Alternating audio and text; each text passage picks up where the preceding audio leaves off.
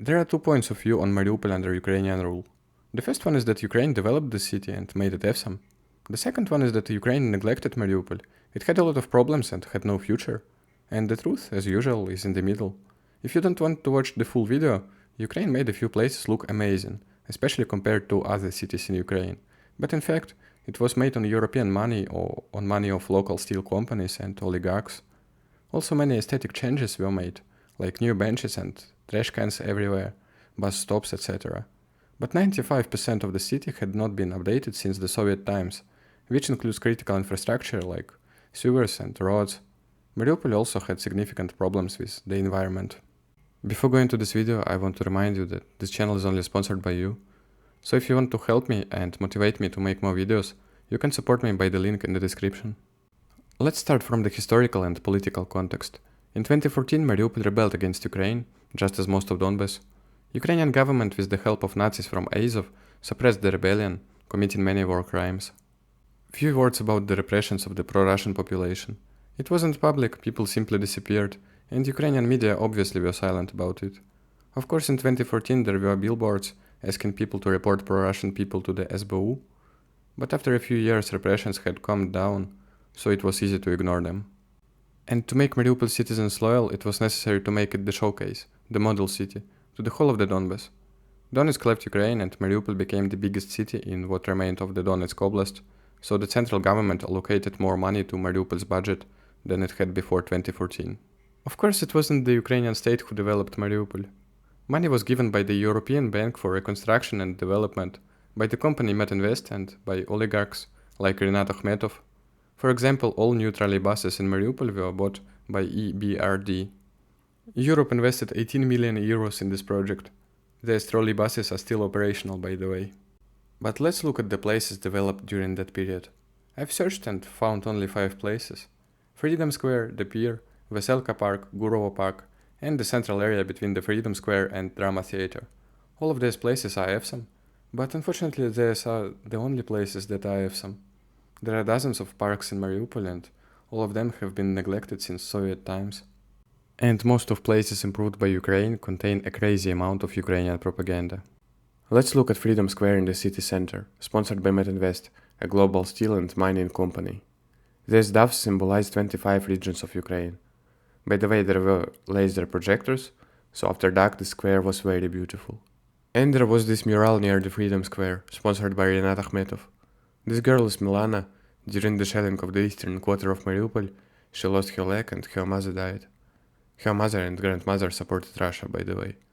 Speaking about shelling, there are a lot of people who claim that it was organized by Ukraine, and a lot of people who think that it's Russian war crime. Anyway, this mural symbolized peace, but it was made in a country that treated part of its own population enemies and sent army to suppress them. Ukraine was killing its own citizens in Donbass. To me, this is hypocrisy. Same applies to the peace bell near the same square. As you can see, text is made in 2 languages, Ukrainian and English. But Mariupol was never a Ukrainian-speaking city, or an English-speaking city. In the park near Freedom Square there was a sculpture and a fountain. This sculpture made in Kiev symbolizes confrontation, and it's related to the 2014 conflict. To be honest, I never liked it, and it's not related to politics, it just looks strange. I can't call it beautiful, so I wasn't disappointed when Russia removed it. Near the sculpture there was a fountain with bronze oak leaves, dedicated to fallen Ukrainian soldiers. This fountain is made in the shape of a trident, the Ukrainian emblem. It was the first seen demolished by Russia. This was in July or August 2022, before the reconstruction even started and the city wasn't yet officially part of Russia, but that fountain was removed and now there is a monument to Alexander Nevsky on its place. As you can see, many of the places developed during that period included explicit Ukrainian propaganda. And both Ukraine and some people were really proud of it. But why? Like, this is the pier, I like this place, and I recorded many videos on it. Ukraine made it beautiful with the help of money of Metinvest. But isn't that the state's duty? It's not a spaceport, it's just a place that looks nice. Nothing to be proud of. And as I said before, there were 5 such places. What about the rest of the city? There are 2 sides of it. The first one is about the comfort, and here the city government really succeeded. New trash cans, new benches, new playgrounds, new bus stops. It made the city comfortable and I really liked it. However, the situation with critical infrastructure was terrible. It was just forgotten. Facades of apartment buildings weren't updated since Soviet times. All of them were grey and shabby. Sometimes the residents paid for major renovations out of their own pocket. They updated gas pipes, installed storm drains, all at their own bill. It's hard to find pre-war photos of all places, except the center, because no one cared about them. That's why I never made any good videos with comparison of pre-war and current condition of buildings. Very few new apartment buildings were built during 30 years of being part of an independent Ukraine. I found information that there are 9 of them, but I have no idea where they are located. There are many unfinished buildings where money just disappeared into someone's pockets. Sewage was also in terrible condition. Currently there are many problems with it, and it isn't Russian fault. I found these videos from 2021 with these nice fountains. The city administration just stole money for repairs. Roads were awful as well. Europe sponsored some repairs, but in most of the city, including city center, there were still Soviet-era roads. In one of my old videos you can see Shevchenko Avenue, where a road was made of concrete slabs. And despite the fact that Ukraine renovated 3 or 4 parks and made them look good, most were forgotten, like Victory Park with this Evsom monument and Primorsky Park. To be honest, I even liked their aesthetics of something old and abandoned. But in 2023 Russia made them look modern. If you want to know how bad everything was, there is a Greek square in the center with 2 big buildings. First one is the highest building in Mariupol, Gipromes. Just look how it looked. And second one is city council building. During 2014 rebellion it was burned.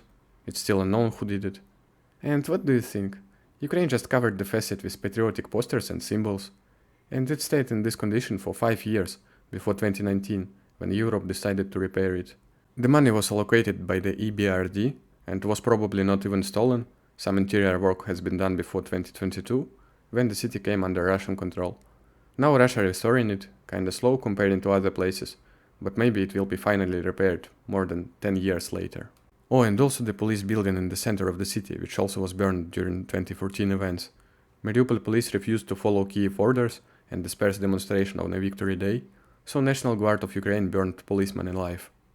I think you've already guessed that Ukraine didn't even start to restore this burned down building. Now let's talk about schools. Ukraine made a complete overhaul of 3 schools, made them look modern. Schools number 47, 66 and 26. And of course it's very nice, but there are more than 50 schools in Mariupol. Like other examples of infrastructure in this video, the vast majority of schools weren't updated since the Soviet times. In the school where I studied there was a crack running through the entire 2nd and 3rd floors, about a centimeter wide. But who cares, Ukraine renovated 3 schools. And of course schools looked grey and depressing. Just to compare, Russia overhauled around 30 schools completely since the liberation, and around 15 are in process of being renovated. I have 2 videos where I'm comparing the schools with their pre-war condition. I show around 10 schools there. By the way, I found some interesting news from 2021. European banks sponsored the restoration of School 27, but then stopped funding it, so children had nowhere to study. Their parents organized this demonstration. And here you can see how Russia restored this school.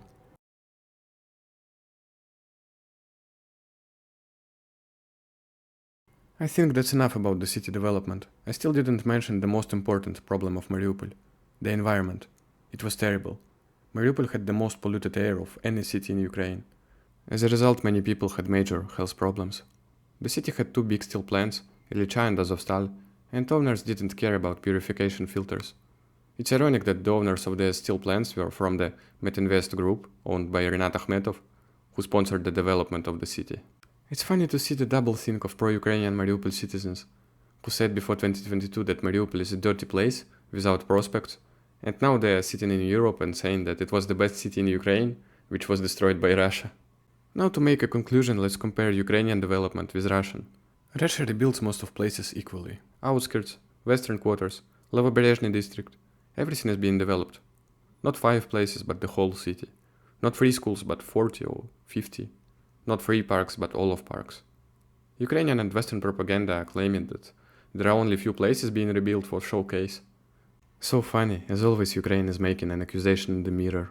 It's projecting its own problems on Russia. I think that's all for today, hope this video was interesting. Thanks for watching.